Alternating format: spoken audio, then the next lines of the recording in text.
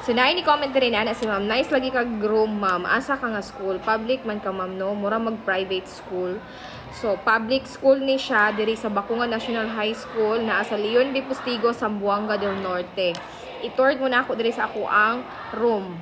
So, welcome to grade 9 Titanium. Mo ni ako ang classroom. So, kani siya diri. Mo ni siya ay mga tambayanan nila mag-reading books na sila diha. Magbasa na sila ang mga libro diha. So, siya. And, kini, mauni ang sa amin, dahil na sila mag-ayat-ayat o panamin. Dayon ka na siya. Actually, muna amo ang divan. But, naami bago nga divan, wala pa mahuman. Dayon diri. Tada! It's very cutie. It's from, hinatag na siya. Kasagaran diri sa mga gamit na ako sulod sa classroom. Ni siya. Pagid ma-change ang date. Kasagaran ani mga hinatag ni siya, mga donations ni siya. And this one, muna siya butanganan ako diha sa laptop, then printer. And diri akong table. Kani. So, kanisad siya. Kinisad, hinatag sad na.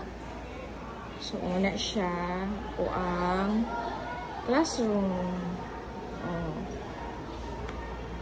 And diri ako ang mga basurahan na ay non-biodegradable, biodegradable, recyclable, and na diri ang dili kasabot. Kaya lagi mga gahian og ulo. So diri medyo gubot pa kayong health corner na ayaw pa na diri, wala pa kay na ko na siya ma-arrange. So diri medyo nagubot kay na ay mga bag sa mga bata.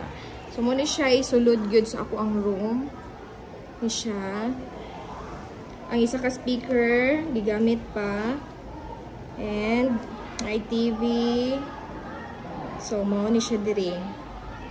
Night TV, night speaker.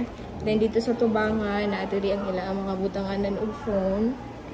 So, medyo gubot-gubot pa siya. Kaya, aning dayon kani among table, isa naguba man ni. Ako pa ning ipaayo. So, mo ni ilang butanganan og phone. Diri na ipamutang ilang cellphone. Kanang magklase ni. And, ano siya? Ano siya isulod gyud sa ako ang classroom. Medyo gubot siya karon kay agi sa mga bata. Basta na ay mga bata, di na malikayan nga magkagubot gyud. Diri ko perminting magtambay. Kay mao ni akong table. Na siya. Halos tanan-tanan makita ninyo diha, mga hinatag na siya, mga donations from my sponsors. Daghan kay mga hinatag anak, kasagaran niya mga hinatag, mga pilar kabuok ang ako agyong ginapalit. The rest anak, usually mga hinatag donations gina siya.